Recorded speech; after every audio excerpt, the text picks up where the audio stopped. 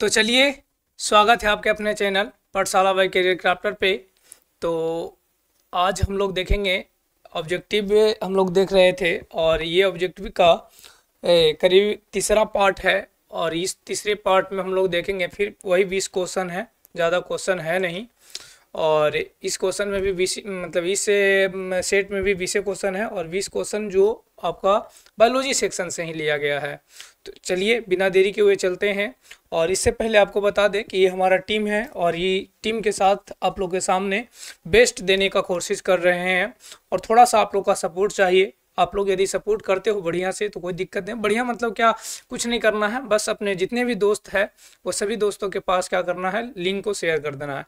क्योंकि जब हम टेलीग्राम इंस्टाग्राम वाले वीडियो को, रील को हम शेयर कर सकते हैं अपने दोस्तों के पास, तो ये भी है पढ़ने वाला। यदि आप पढ़ रहे हैं क्लास 10th में तो आपका साथी भी 10th होगा, तो आप उन साथियों के पास पहुंचाएं और उन्हें भी पढ़ने का मौका दें। तो चलिए चलते हैं अपने क्वेश्चन की ओर।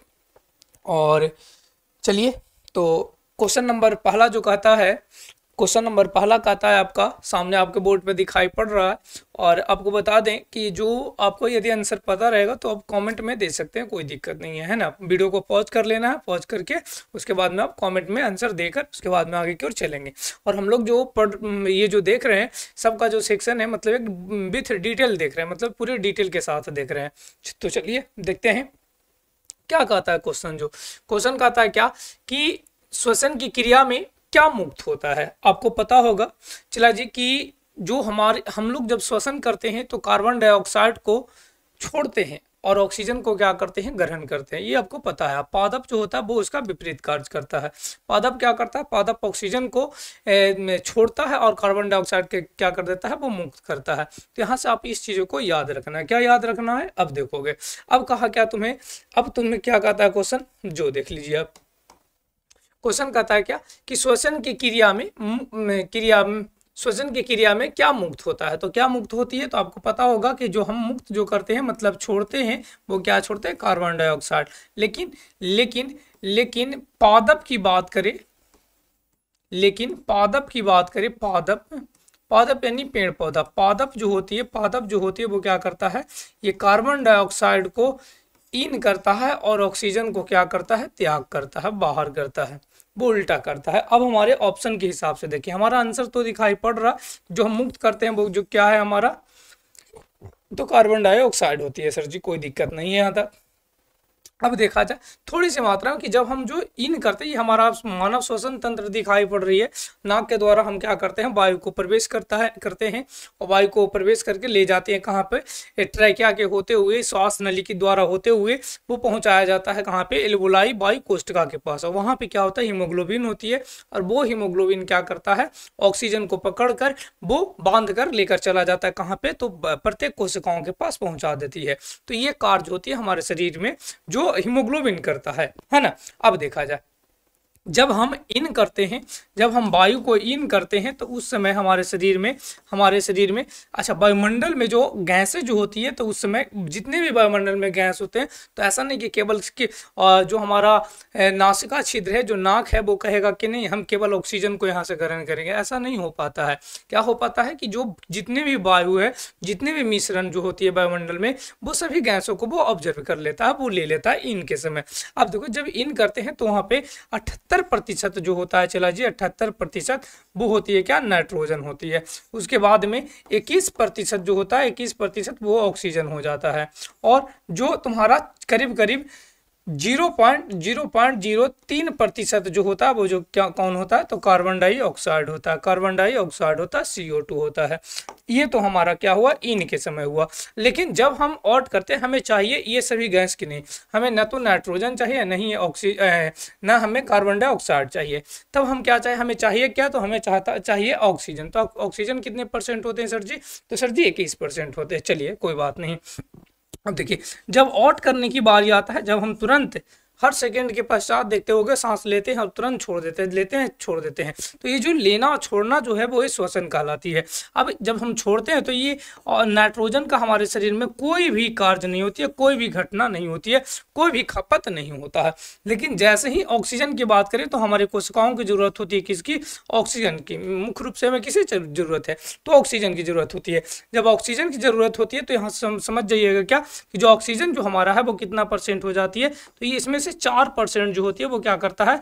ऑक्सीजन को ले लिया जाता है। किसके द्वारा? तो कोशिकाओं के पास। किसके द्वारा, किसके पास चला जाता है? सर जी कोशिकाओं के पास चला जाता है। ठीक है, कोशिका के पास चला गया।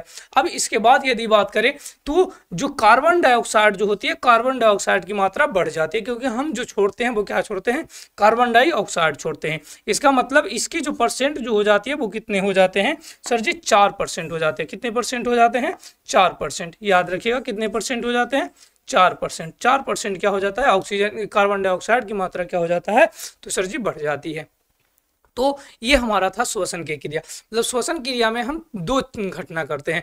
हमारे वायुमंडल में, हमारे जो वायुमंडल है, वायुमंडल में क्या होती है? गैस होती है नाइट्रोजन 78%, ऑक्सीजन 21% और कार्बन डाइऑक्साइड की मात्रा जो होती है वो कितने होते हैं? तो 0.03% होती है। अब कहा क्या कि जब हम तो लेने के टाइम की बात किया जा रहा है, ये वायु में उतना मिक्स होती है, लेकिन जब हम छोड़ते हैं इसे, जब हम इसे छोड़ते हैं तो उस टाइम हमें छोड़ना पड़ता है नाइट्रोजन जितना कि जितना छोड़ देते, क्योंकि हमारे शरीर में नाइट्रोजन का कोई भी कार्य नहीं होता है, तो ये जितना का जितना छोड़ दिए। उसके बाद जो हमारा प्राप्त हुआ वो कौन हुआ? 21%, जिसका नाम है 21% ऑक्सीजन था, जो हम छोड़ने के टाइम में कितना छोड़ रहे हैं? मात्र 17%। 17% ही क्यों सर? क्योंकि 4% था जो क्या कर दिया गया, तो आपके पास ऑक्सीजन को कोशिका जो था, कोशिका क्या कर दिया गया? वहां पे ले लिया, कोशिका उसे खा गया। मतलब कि उसकी जरूरत था तो इसीलिए वो कर लिया, जरूरत को अपना पूरा कर लिया। तो जरूरत इसलिए पूरा कर दिया गया, जरूरत इसलिए क्योंकि हमें चाहिए, कोशिका को चाहिए क्या? ऑक्सीजन चाहिए, इसीलिए ऑक्सीजन को वो उपयोग कर लिया, इसीलिए यहाँ पे 17% हो गया। तो सर कोशिका जब एनर्जी जब टूटती थी, एटीपी जब टूटता है तो एटीपी के फलस्वरूप कार्बन डाइऑक्साइड छूटता था, कार्बन डाइऑक्साइड निकलती थी। अब कार्बन डाइऑक्साइड निकलता था, इसी के कारण से यहाँ कार्बन डाइऑक्साइड की मात्रा क्या हो गई है? बढ़ गई है। कोई दिक्कत नहीं होनी चाहिए सर जी। चलिए ठीक है, अगला क्वेश्चन पे चलते हैं। तो ये हमारा था श्वसन की बात कर दिया गया। आगे देखिए तो कहा क्या कि श्वसन जो होते हैं कितने चरणों में पूरी होती है। ऐसे देखा जाए तो श्वसन जो है, श्वसन जो होती है वो कितने चरणों पूछा जा रहा है? चरण। तो चरण जो होती है वो मुख्य रूप से 2 चरण होते हैं। एक जो चरण होती है जिसका नाम होती है वायवीय श्वसन, और दूसरा होता है जो अवायवीय श्वसन। या पहले अवायवीय बोल दो फिर वायवीय बोल दीजिए, ठीक है। तो एक जो होता है श्वसन जो होते हैं वो 2 चरणों में, एक चरण का, अच्छा इस तरह से मानव में पूछा या इसमें, मानव में यदि उस तरह से श्वसन 2 प्रकार कैसे होती है, लेकिन जब चरण की पूछेगा तो पहला चरण इसका जो होता है, पहला चरण जो होती है इसका, जो कहाँ होती है सर जी? कोशिका द्रव्य में होती है, कोशिका द्रव्य में होती है, कोशिका द्रव्य में होती है। लेकिन जब दूसरा की बात कर दे कि दूसरा चरण कहाँ पे होती है सर जी? दूसरा चरण कहाँ पे होती है? तो सर जी माइटोकॉन्ड्रिया में हो जाती है। कहाँ हो जाती है? माइटोकॉन्ड्रिया में। इस बात को याद रखना,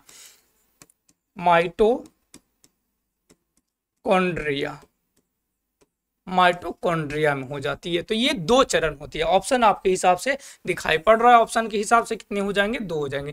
श्वसन भी 2 प्रकार के होते हैं, एक का नाम था वायवीय श्वसन, एक था अवायवीय श्वसन। वायवीय श्वसन किसे कहा जाता है गुरुजी? तो वायवीय श्वसन जो ऑक्सीजन के उपस्थिति में संपन्न होती है, जो ऑक्सीजन की उपस्थिति में होगा उसे हम क्या बोलेंगे?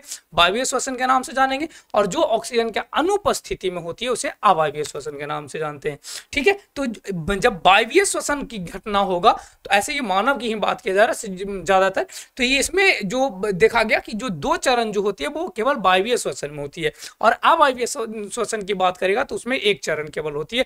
कौन सा होती है सर जी? तो केवल उसमें पहला चरण होता है, जिसका जो कहाँ होता है? तो कोशिका द्रव्य में होती है। लेकिन मानव की बात कर दिया जाए तो मानव में 2 चरण हो जाता है, एक का नाम है कोशिका द्रव्य, दूसरा का नाम है माइटोकॉन्ड्रिया, ठीक है जी।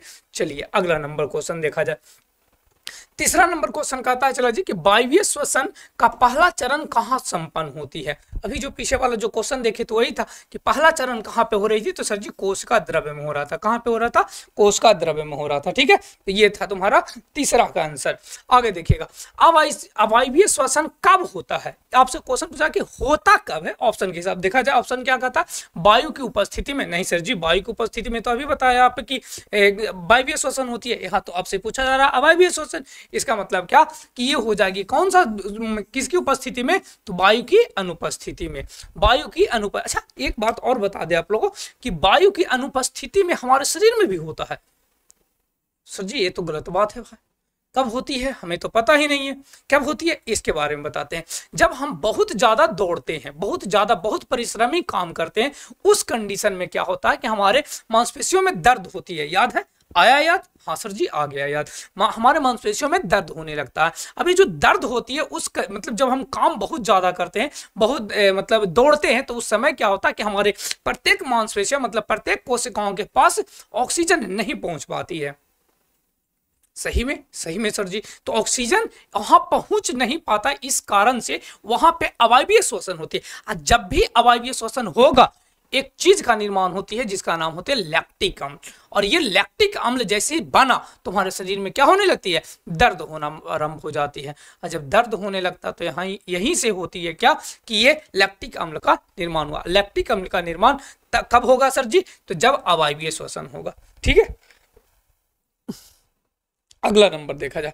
देखिए अगला नंबर का था वायवीय श्वसन में ग्लूकोज के एक अणु के विखंडन से एटीपी के कितने अणु प्राप्त होते हैं? आंसर चला जी एकदम सिंपल सी है। कौन सा? कितने अणु आ जाएंगे? 38 हो जाएंगे। अब ये 38 के बारे में समझना पड़ेगा हमें। 38 कैसे आया जो बताइए हमें गुरुजी। ये जो 38 अणु जो बनते हैं ना, ये 38 जो अणु बनते हैं ये कब बनते हैं? जब वायवीय श्वसन होगा। लेकिन गुरुजी अवायवीय श्वसन होता होगा तब भी तो एनर्जी बनता होगा। हाँ वहां भी नहीं एनर्जी बनती है। कितने बनते हैं? तो उस टाइम जो होता है चला जो उस टाइम जो होती है वो केवल कितने अणु बनते हैं? तो सर जी ये केवल 2 अणु बनता है। कितने अणु बनते हैं? 2। सोचो यहाँ 38 की बात कर रहा है, यहाँ पे 2 की बात कर रहा है। कितना फर्क है दोनों में। जब हमें सोचो कि यदि अवायवीय पूरे शरीर में अवायवीय की घटना हो जाए तब क्या हो जाता? बहुत ज्यादा दिक्कत हो सकती थी। हाँ जी बहुत सारी दिक्कत हो जाता। तो इसीलिए कहते हैं कि जो हमारे वायवीय श्वसन इसमें ढेर सारी एनर्जी मिलती है। अब देखो ग्लूकोज के ऑक्सीकरण कैसे होता है। जो हमारे शरीर में ग्लूकोज है ये कोशिका द्रव में जाती है। कोशिका द्रव जो होती है वो एटीपी का निर्माण कोशिका द्रव में क्या करता है? ये एटीपी का तोड़ता है। तोड़ने का लेकिन 2 तरह से तोड़ती है। ये पायरुवेट में सबसे पहले तो कोशिका द्रव में जाके क्या बन जाती है? वो पायरुवेट में बदलती है। पायरुवेट एक प्रकार का 3 कार्बन वाले अणु होते हैं, साथ में कुछ एनर्जी भी बनती है। ठीक है, अब कहता है क्या यहाँ से 3 तरह की घटनाएं होती है। एक जो होती है जो हमारे शरीर में होती है, एक जो हमारे मांसपेशियों में होती है। पूरे शरीर में एगो हुआ, एगो केवल मांसपेशियों में हुआ, कोई एगो ईस्ट में होती है। तो ये देखते हैं कैसे कैसे होता है। कहा क्या पहले कि ऑक्सीजन की अनुपस्थिति में कहाँ पे होती है? ईस्ट में होती है। ईस्ट में होने वाली ऑक्सीजन की अनुपस्थिति में जब पायरुवेट टूटती है तो उस क्रिया को बोला जाता है किण्वन अभिक्रिया। क्या बोलते हैं इसे? किण्वन अभिक्रिया। किण्वन अभिक्रिया के नाम से जानते हैं। इस बात को भी आपको याद रखना, किण्वन अभिक्रिया। और किण्वन अभिक्रिया के फलस्वरूप एक बात याद रखना है कि जो बनती है जिसे नाम होती है एथेनॉल। एथेनॉल जो होता है एक प्रकार का जिसे हम लोग शराब कहते हैं, है ना। एथेनॉल जो होती है एक प्रकार का शराब होती है। साथ में इसके साथ क्या बनती है? तो कार्बन डाइऑक्साइड बनता है। क्या बनती है? Carbon dioxide. और साथ में कुछ मात्रा में ऊर्जा, कुछ मात्रा में मतलब कि 2 अणु, केवल कितने अणु? कारण था क्या सर? ऑक्सीजन की अनुपस्थिति में हुआ था। जब ऑक्सीजन की अनुपस्थिति में होगा तो समझ जाइएगा क्या कि ये जो घटना हो रही है मतलब कि ये कितने एनर्जी तोड़ेगा? तो केवल 2 अणु। कितने? 2 अणु तोड़ा था। तो यहाँ पे देखिए आपको 2 अणु याद समझ में आ गया कि जब ऑक्सीजन की अनुपस्थिति में कहाँ होगी? ईस्ट में। तो जो अभिक्रिया जो कहलाएगा उसे हम क्या बोलेंगे? किण्वन बोलेंगे। और किण्वन के फलस्वरूप जो बनेगा कौन बनेगा? एथेनॉल बनेगा, साथ ही साथ कार्बन डाइऑक्साइड। लेकिन ऊर्जा भी बनेगी, लेकिन कितनी मात्रा में? एकदम बहुत कम मात्रा में। कितनी मात्रा में? एकदम बहुत कम मात्रा में। जिस कारण से बहुत कम मतलब कितने मात्रा? 2 अणु में बनती है। ठीक है, अब देखा जाए एक घटना और होती है जब ऑक्सीजन की अभाव होती है। कौन? कहाँ? जब हमारे मांसपेशिया की बात आती है। हमारे मांसपेशिया में भी ये घटना होती है जब ऑक्सीजन पूर्ण रूप से सही ढंग से नहीं मिल पाता है उसे। जब नहीं मिल पाते तो उस घटना में क्या होता है? उस घटना में क्या होता है? लैक्टिक अम्ल का निर्माण होती है। किसका निर्माण होती है? लैक्टिक अम्ल का निर्माण होती है। क्या होती है? लैक्टिक अम्ल का निर्माण होती है। और जब लैक्टिक अम्ल का निर्माण हो जाती है तब हमारे मांसपेशिया में क्या होने लगता है? दर्द होने लगता है। दर्द होने लगता है। इस बात को भी याद रखना। तुमसे क्वेश्चन पूछेगा कि अधिक परिश्रमी काम करने से या ज्यादा दौड़ने से हमारे शरीर की मांसपेशियां जो होती है वो क्या होता है? दर्द देने लगता है। क्यों दर्द देने लगती है इसके बारे में आपको बताना है। तो आपको सिंपल सी आंसर देना है क्या कि उस टाइम क्या होती है कि हमारे शरीर के प्रत्येक कोशिकाओं के पास क्या नहीं पहुंच पाती है? ऑक्सीजन नहीं पहुंच पाती है। ऑक्सीजन का अभाव हो जाती है, जिस कारण से क्या होती है कि हमारे शरीर में एक पदार्थ बनती है जिसका नाम होती है क्या? लैक्टिक अम्ल। और लैक्टिक अम्ल के कारण से हमारे शरीर में क्या होने लगता है? दर्द होने लगता है। मतलब हमारे मांसपेशियों में क्या होने लगता है? दर्द होने लगता है। ठीक है गुरुजी, आगे चलिए। आगे कहा क्या कि जब वायु की उपस्थिति हो, अभी बताया वायु की उपस्थिति हो तो दूसरा जो चरण जो था वो कहां पे हुआ? माइटोकॉन्ड्रिया में हुआ। कहां पे हुआ? माइटोकॉन्ड्रिया में हुआ। माइटोकॉन्ड्रिया के फलस्वरूप हमारे शरीर में कार्बन डाइऑक्साइड बना और ढेर सारी मात्रा में ऊर्जा बना। मतलब कितने अणु के साथ सर जी? 38 अणु। कितने? 38 अणु। ठीक है, कितने बने? 38 अणु बन गए। ठीक है, तो इसका राइट आंसर क्या हो गया? ए नंबर हो गया। चलिए अगला नंबर छठा नंबर पे चलते हैं। अगला कहा क्या कि अवायवीय श्वसन में ग्लूकोज के एक अणु के विखंडन से एटीपी के कितने अणु प्राप्त होते हैं? सर जी अभी आपने तो बताया थे। कितने बताए थे? तो सर जी आपने 2 बताया था। कितना बताया था? 2 बताया। जब वायवीय कहेगा 38 याद रखना है, अवायवीय कहेगा कितने याद रखना है? केवल 2 याद रखना। कितने है? 2 याद रखना। आगे क्वेश्चन पे चलते हैं। अगला क्वेश्चन कहता है कि हमें किस अम्ल के जमाव के कारण थकान तथा दर्द महसूस होने लगता है? सर जी अभी आपने पीछे बताया है। क्या बताया मैंने? कि तुम्हारे शरीर में एक अम्ल है जिसका नाम है लैक्टिक अम्ल का निर्माण होती है और लैक्टिक अम्ल के कारण से आपका शरीर में क्या होने लगती है? दर्द होने लगता है। चलिए अगला नंबर देखा जाए। अगला कहता है कि कोशिकीय ईंधन के रूप में कार्य करता है। कोशिकीय ईंधन मतलब कि कोशिका को कहां से एनर्जी मिल रहा था? अच्छा, पिछला वाला फिगर पे चलिए। आप यदि आपको लगता होगा आंसर आप दे सकते हैं, आराम से दे सकते हो। देखो किसको एनर्जी के रूप में लिया गया? ग्लूकोज के। किसको लिया? ग्लूकोज को कोशिका द्रव में ले जाकर तोड़ा गया, पायरुवेट बना, कुछ मात्रा में एनर्जी भी बना था ना। तो वही चीज तो कह रहा है सर जी आपसे क्वेश्चन में, यही चीज तो कह रहा कि कोशिकीय ईंधन के रूप में कार्य करता है। कौन करता है कार्य कोशिकीय ईंधन के रूप में? सर जी ग्लूकोज करता है। कौन करता है? ग्लूकोज करता है। राइट आंसर क्या हो जाएगी? बी हो जाएगा। ऊर्जा का दलाल या सिक्का किसे कहा जाता है? ऊर्जा का दलाल या सिक्का किसे कहा जाता है? तो ऊर्जा का दलाल या सिक्का किसे कहा जाता है? सर जी एटीपी यानी एडेनोसाइन ट्राइफॉस्फेट के नाम से जानते हैं। कितने? ट्राइफॉस्फेट। तुमसे पूछेगा कि एटीपी जो होती है, एटीपी में कितने फास्फोरस पाए जाते हैं? तो कितने? तो 3। नाम में ही पता चला एडेनोसाइन ट्राइफॉस्फेट। एडेनोसाइन ट्राइफॉस्फेट मतलब ट्राई मतलब 3, ट्राई मतलब 3 गो फास्फेट उसमें उपस्थित है। कितने उपस्थित है? 3 गो फास्फेट उपस्थित है। चलिए अगला नंबर देखा जाए। अगला कहता है चला जी कि विसरण में द्रव और गैस के अणु किस क्षेत्र में विसरित होती है? विसरण मतलब कहता है क्या? छितरा जाना। याद रखना है क्या कि विसरण के मतलब हुआ क्या? छितरा जाना। मान लिया जाए कि हम ये जो पेन लिए हुए यहाँ पे हम अगरबत्ती ले ले, ठीक है, ये अगरबत्ती से क्या होगा? यहां से धुआं निकलेगा। अब ये जो धुआं यहाँ पे तो पहले ज्यादा था यदि हम जलाए थे, क्योंकि यहाँ पे जलाए, और जब जलाए यहाँ पे तो इसका जो धुआं है वो क्या हो जाएगा? वो धीरे धीरे क्या होती है? फैलने लगता है। मतलब जब ज्यादा से कम की ओर जाएगा, ज्यादा सांद्रता से कम सांद्रता की ओर होने वाली गति को हम क्या बोलते हैं सर जी? विसरण कहते हैं। ऑप्शन के हिसाब से देखा जाए बराबर क्षेत्र कम सांद्रता से अधिक। कम था नहीं सर, आपने अगरबत्ती जलाया था वहां पे पहले धुआं बहुत ज्यादा था, लेकिन वो धुआं धीरे धीरे आपका क्लासरूम में फैल गया। इसका मतलब क्या हुआ कि पहले ज्यादा था फिर कम, पहले ज्यादा फिर कम, तो यहां से जो ज्यादा है अधिक सांद्रता से कम सांद्रता की ओर, इसका मतलब राइट आंसर जो हो जाएगा चला जी वो कौन सा हो जाएगा, सी नंबर हो जाएगा। ठीक है, चलिए अगला नंबर, जंतुओं में श्वसन कितने अंगों से होते हैं? जंतुओं में श्वसन जो होता है वो कितने अंगों से होता है, ये आपसे क्वेश्चन पूछी जा रही है। तो जंतुओं में जो श्वसन जो होती है आपको याद होगा, आपको सबसे पहले यदि देखा जाए तो फेफड़ा हो जाती है, दूसरा नंबर यदि देखा जाए तो गिल्स हो जाता है, गिल्स हो जाती है, तीसरा नंबर यदि देखा जाए तो आपका एक ट्रैकिया यानी श्वास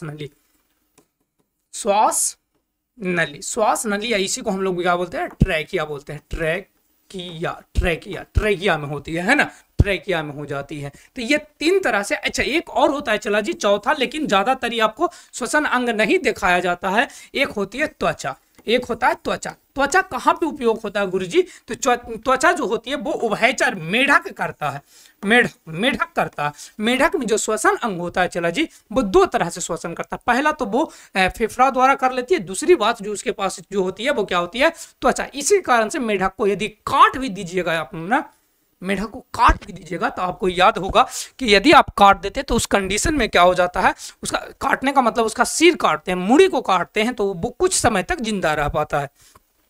क्यों रह पाता है गुरुजी? क्योंकि वो श्वसन जो करता है वो किसके द्वारा कर लेता है, त्वचा के द्वारा भी कर लेती है। मतलब एक अंग गया और दूसरा अंग को वो ले आती है वहां से, इसी के कारण से वो उभयचर भी कहलाती है। उभयचर तो रहने के हिसाब से कहा जाता है, सिंपल से याद रखिएगा।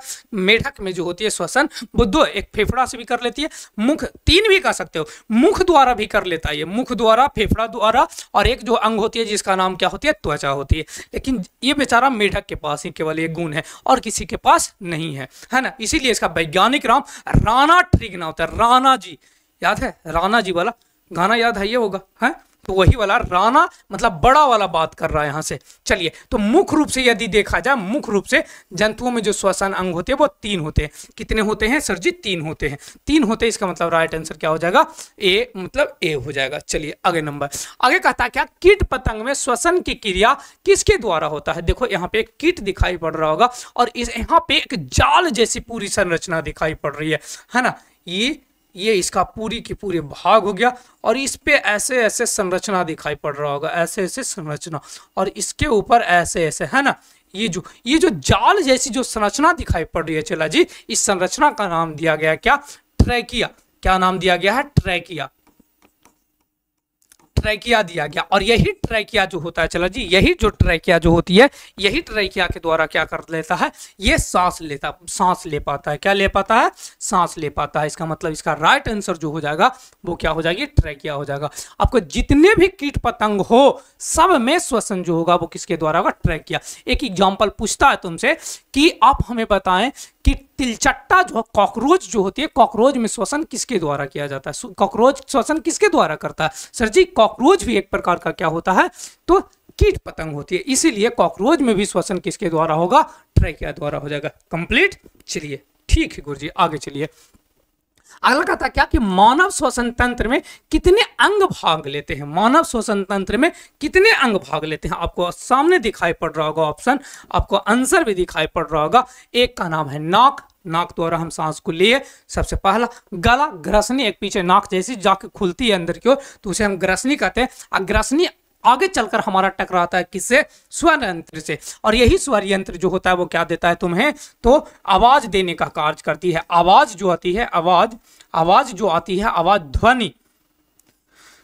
ध्वनि जो उत्पन्न होती है वो किसके कारण से होती है सर जी, स्वर यंत्र के कारण से। दूसरा जो भाग लेती है स्वर यंत्र, तीसरा श्वास नली जिसे ट्रैकिया कहते हैं। ये वाला जो गोल ऐसे आप पकड़ते होगे तो आपको देखो ये जो दाब रहे हैं जिसे हम लोग कहते हैं ना, ये वाला जो संरचना है इसे को हम क्या बोलते हैं, तुम्हारा ग्रास नली है, क्या है, सॉरी श्वास नली है। श्वास नली के बाद ये जाकर खुलती है, दो भागों में ऐसे जाकर बढ़ जाती है जिसका नाम होता है ब्रोंकस। ब्रोंकस आगे चलकर खुलती है कहाँ पे, फेफड़ा में प्रवेश करती है। ब्रोंकस भी फेफड़ा में प्रवेश करके ब्रोंकस भी दो तीन भागों में बढ़ जाती है, ब्रोंकियोलस हो जाती है। और ब्रोंकियोलस जो होती है वो जिसे हम लोग क्या बोलते हैं, ब्रोंकियोलस भी कई ढेर सारी गुच्छाओं में बढ़ जाती है और गुच्छा का नाम था एल्वोलाई, या इसी को हम लोग क्या बोलते हैं हिंदी में, वायु कोष्ठिका। वायु कोष्ठिका के नाम से जानते हैं। क्या बोलते हैं इसे? वायु कोष्ठिका के नाम से जानते हैं। ठीक है, तो इसका राइट आंसर जो हो जाएगा चला जी वो क्या हो जाएगा? ए डी नंबर हो जाएगा। क्या हो जाएगा? डी नंबर हो जाएगा। ठीक है, आगे देखा जाए। अगला जो कहता है चला जी कि क्लोरोफिल के कितने प्रकार होते हैं, ये क्वेश्चन आपके हिसाब से नहीं है। क्लास 10 का ये बोर्ड एग्जाम में ये क्वेश्चन शायद हमें लगता है कि ये क्वेश्चन आपसे पूछने नहीं जा रहा है, क्योंकि ये जो क्वेश्चन है हमें आपके हिसाब से नहीं दिया गया। ये क्वेश्चन है 11th का क्वेश्चन है ना। तो क्लोरोफिल आपको ऐसे फिर भी याद रखना, क्लोरोफिल जो होता है चला जी, आप केवल जानते होंगे कि पत्तियों का जो रंग जो होती है वो किसके कारण से होती है? हरा जो दिखाई पड़ती है वो क्लोरोफिल के कारण से होती है। अब क्यों दिखाई पड़ती है हरा रंग, ये हमको नहीं पता है। मतलब यही आपको पता है कि क्लोरोफिल का जो हरा रंग जो होने का कारण है, पत्तियों का जो हरा रंग जो होने का कारण है वो क्लोरोफिल है, लेकिन कितने प्रकार के क्लोरोफिल होते हैं ये आपको पता नहीं है और नहीं आपको जरूरत भी है। लेकिन फिर भी यहाँ पे आपको आ गया क्वेश्चन तो आपके हिसाब से बता दिया जाए। सबसे पहला जो होती है बुआ, जिसका नाम होती है क्लोरोफिल ए, फिर होती है दूसरा नंबर में क्लोरोफिल बी, फिर होती है तीसरा नंबर में क्लोरोफिल सी, फिर होती है चौथा नंबर में जिसका नाम है क्लोरोफिल डी, और पांचवा जो नंबर होती है जिसका नाम होती है एफ। ई नहीं होती है, एफ होती है। इसका मतलब क्या हुआ कि जो हमारे पास जो क्लोरोफिल का जो संख्या है चला जी, ये कहाँ पे पाई जा रही है, लेकिन मतलब कितने संख्या होती है? 5 होती है। कितने होते हैं? 5। इसका आंसर हमें दिखाई पड़ गया कि सी नंबर इसका राइट आंसर हो जाएगा। लेकिन यहाँ दिक्कत क्या आ रही है सर जी कि ये पाया कहाँ जाता होगा? पत्तियों का रंग हरा होने का कारण कौन सा क्लोरोफिल रहता होगा? याद रखना है, ए जो होती है चला जी, ए क्लोरोफिल ए जो होता है क्लोरोफिल ए जो होता है चला जी, क्लोरोफिल ए, ये जो होती है ये सभी में पाई जाती है। जितने भी आपको हरा दिखाई देने वाले जो पौधे होते हैं, पादप होते हैं, सब के सब जो होती है वो सब में ये पाया जाता है। कौन? तो क्लोरोफिल ए पाई जाती है। और बी सी डी सभी शैवाल में पाई जाती है, समुद्री पौधों में ये सब में पाई जाती है। तो ये सब की आपको जरूरत नहीं है, ये 11th क्लास में आपको पढ़ने के लिए मिलेगा। ठीक है, चलिए आगे चलिए। अगला नंबर क्वेश्चन कहता है चला जी कि मनुष्य में कितने जोड़ी पसलियां पाई जाती है? ये तो एकदम हलवा वाला क्वेश्चन है ना, एकदम हलवा वाला क्वेश्चन, एकदम सिंपल से क्वेश्चन है, बचपन से ही पढ़ते आ रहे हैं। मारेंगे मुंह से पूरा का पूरा पसली तोड़ देंगे। मतलब कितना पसलियां तोड़ देंगे सर जी? 12 दूनी 24। 12 एक साइड होती है, 12 एक साइड होती है। 12 देखिए 3 4 5 6 7 8 9 10। दो नहीं दिखाई पड़ रहा, दो यहाँ से शायद हमें लगता है कि जुड़ा हुआ रहता है, और ये साइड से 1 2 3 4 5 6 7 8 9 10, ये 10 इधर, मतलब टोटल की टोटल जो होती है वो 12 होती है। कितने होते हैं? 12 होते हैं। 12 ये साइड होता है और 12 ये साइड, दो यहाँ होती है ना। 12 ये साइड और 12 ये साइड होती है। अब 12 कितने हो जाते हैं सर जी? 24 हो जाते हैं। मतलब कि आंसर कहा जोड़ी में कहा, इसीलिए हम खोजेंगे क्या? 12 जोड़ी हो जाएगा। कितने हो जाएंगे? 12 जोड़ी हो जाएगा। लेकिन आपसे कहता क्या कि कितने संख्या होती हैं, तो कितने बताते हैं हम लोग? आंसर खोजते कि 24 किधर है, उसको ढूंढ कर लाते कि 24 किधर है, तू गया है ना।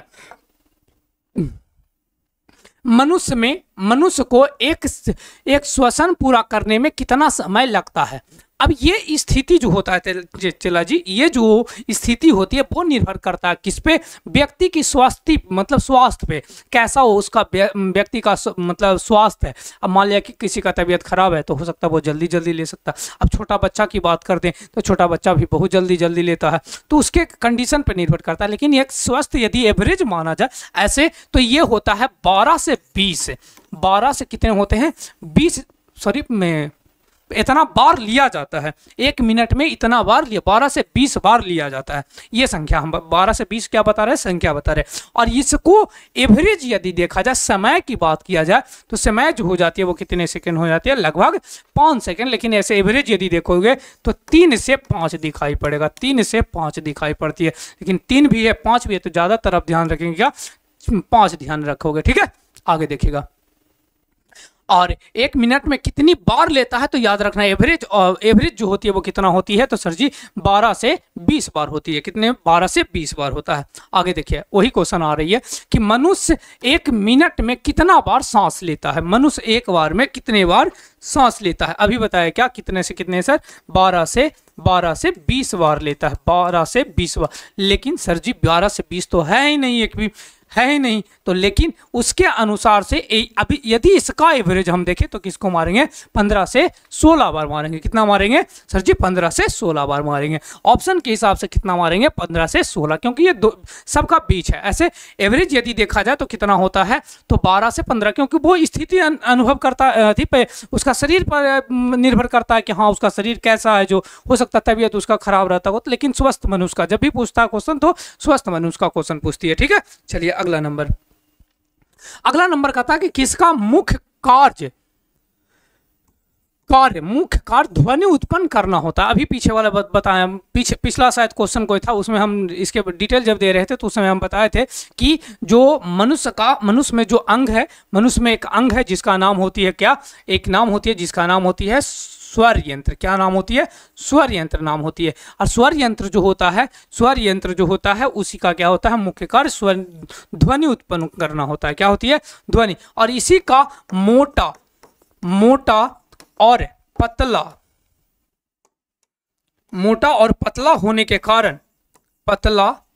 के कारण क्या होती है, महिलाओं और पुरुषों का जो आवाज जो होती है हल्का और भारी होता है। हल्का और भारी मतलब, हल्का और भारी का मतलब क्या हुआ कि वो 2 kg का, महिलाओं में 2 kg का और पुरुषों में 5 kg का, ऐसा नहीं। हम कहने का मतलब क्या, किसी का आवाज देखते हो कि भारीपन जैसा, मतलब बोलते होगे कि कभी कभी मम्मी के पास, मम्मी बोले खाना खाने के लिए, कभी बोल दिए कि हमने कहा तो नहीं वो तो उस समय लगता है कि मम्मी कभी कभी बोलते हैं कि बोला कितना कस के। तो ये जो आवाज़ जो है मतलब कि वो बेचारा उसके पास, उनको क्या पता कि इसका जो स्वर यंत्र है वो थोड़ा सा क्या है, बड़ा, इसी के कारण से उसका आवाज़ जो है वो थोड़ा सा भारी हो जाता है। तो ये मोटा जिसे कहते हैं, ये किस में पाई जाती है, तो पुरुषों में पाई जाती है। पुरुषों का आवाज़ क्या होता है, मोटा, मतलब स्वर यंत्र मोटा होने के कारण से पुरुषों का आवाज़ जो होती है वो कैसा होता है, भारी होता है। और पतला होती है वो किसका होता है, महिलाओं का, मादा का, महिलाओं का आवाज पतला होता है, क्योंकि इसका स्वर यंत्र क्या होती है, पतला होता है। चलिए आगे देखा जाए। कीट पतंगों में अनुपस्थित होने वाले रक्त है। कीट पतंगों में अनुपस्थित होने वाले रक्त है, कौन सा है रक्त जो कीट पतंग में उपस्थित नहीं रहता है, आरबीसी नहीं रहता है। आरबीसी नहीं रहता, इसी के कारण से आप देखे होंगे कि कॉकरोच को, तिलचट्टा को जब मारते हैं तब उस समय क्या होता है, उसके शरीर से रक्त नहीं निकलता है। रक्त निकलता है, वास्तव में उसमें आरबीसी नहीं पाया जाता, कह सकते हैं हीमोग्लोबिन नामक वर्णक जो होती है वो नहीं पाई जाती है। तो इसका मतलब यहाँ से राइट आंसर इसका जो हो जाएगा वो क्या हो जाएगा, आरबीसी हो जाएगा। क्या हो जाएगा, आगे देखिए। पौधों में गैसों के आदान प्रदान के लिए क्या रहते हैं, पौधों में गैसों को आदान प्रदान करने के लिए क्या होते हैं, जो पूछा जा रहा है। पौधों में ये होता है पत्ती, है ना। पौधों में गैसों का आदान प्रदान करने के लिए क्या होती है, पत्ती होती है। क्या होता है सर जी, पत्ती होता है। और ये जो पत्ती है, और इसी पत्ती में क्या पाई जाती है सर जी, रंध्र पाई जाती है। क्या पाई जाती है, रंध्र पाई जाती है। देखो ये देखो, इधर से आने का एरो दिया गया है और इधर से जाने, मतलब आदान उपादान, मतलब आने और जाने की बात किया जा रहा है। तो पत्तियों में होती है रंध्र, और रंध्र के पास पाई जाती है द्वारक कोशिका। क्या पाई जाती है, द्वारक कोशिका, द्वारक कोशिका, द्वारक कोशिका, द्वारक कोशिका। ये द्वारक कोशिका जो होता है चला जी, यही जो होता है वो रंध्र को क्या करता है, बंद करने का कार्य करता है और खोलने का कार्य करता है। यानी सिंपल सी भाषा में यदि हम कहना चाहें तो क्या कहेंगे कि द्वारक कोशिका के कारण ही वायु आ सकता है और वायु जा सकता है। ये मतलब एक तरह से कह सकते हो क्या है, बॉडीगार्ड है पत्तियों का। और ये जैसी वायु आया तो ये खुल जाएगा, वायु की जरूरत पड़ेगा तो ये अपना को जो गेट है वो अपना खोल लेगा, और जैसे ही इसकी जरूरत बंद हो गया तो ये क्या कर देता है, ऐसे ढक्कन लगा देता है, बंद कर देता है। द्वारक कोशिका ऐसा होता है। और तो कहा क्या कि जो आदान प्रदान करने के लिए जो इसमें जो पाई जाती है, जो क्या पाई जाती है, रंध्र पाई जाती है। क्या पाई जाती है, रंध्र पाई जाती है। तो ये था हमारा क्या 20 क्वेश्चन था, ये था हमारा क्या 20 क्वेश्चन। ये कौन सा सेट हम लोग देख रहे थे सर जी, तीसरा सेट देख रहे थे, बायोलॉजी का तीसरा सेट था। और चलिए तो आगे जो हम लोग देखे थे, क्या ये हमारा टीम है और इस टीम के सहारे आपके प्रयास कर रहे हैं कि आपको कुछ बेहतर किया जाए, और आप लोग का प्रयास थोड़ा सा होना चाहिए कि सर आपका सपोर्ट हमें करना है। आप जैसे करें, आप अपने दोस्तों के पास लिंक को शेयर करें, चैनल को सब्सक्राइब कर लें, किसी तरह से आपको अपने ग्रुप है आसपास उनको बताएं कि हाँ हिलसा में आपका भी एक संस्था है जो आपको फ्री ऑफ कॉस्ट यूट्यूब पे आपको पढ़ा रहा है। तो आप आराम से अपने दोस्तों के पास लिंक को शेयर कर सकते हैं। और यदि अच्छा लगता है तो वीडियो को लाइक कर दें, और चैनल को तो नए ये पुराने तो ज़रूरत नहीं पड़ेगा, नोटिफिकेशन आपको मिलते रहेगा। यदि नए हैं तो चैनल को सब्सक्राइब कर लें। और ये हमारा क्या है, टेलीग्राम चैनल है। इस टेलीग्राम चैनल से जुड़ना जरूर एकदम मतलब मत भूलें। यहाँ पे जाकर क्या होना, जुड़ना है। टेलीग्राम चैनल क्या है, पाठशाला बाई कैरियर क्राफ्टर। यहाँ से आपका जुड़ जाइए, यहाँ पे आपको PDF मिलते रहेगा, क्यूज होते रहेगी। और क्यूज से याद आ गया क्या कि हमारा एप्लीकेशन भी है, उस एप्लीकेशन को जाकर आप डाउनलोड कर सकते हैं। प्ले स्टोर पर जाकर सर्च कीजिए कैरियर क्राफ्टर्स 10th नोट्स, तो वहाँ से आपको मिल जाएगा। आपको लोगो वहाँ पे दिखाई पड़ेगा, छोटा सा एक पौधा है, बीच में पौधा है, इस तरह से पौधा आपको दिखाई पड़ जाएगा। और ये ऊपर में शायद बिहार बोर्ड लिखा हुआ रहेगा, नीचे क्लास 10th दिया हुआ है ना। तो इस तरह से आपका एक लोगो मिल जाएगा। उजला मतलब कलर की बात किया जाए तो वाइट कलर का ही है। तो ठीक है, तो मिलते हैं नेक्स्ट वीडियो में, तब तक के लिए जय हिंद, थैंक्स फॉर वॉचिंग।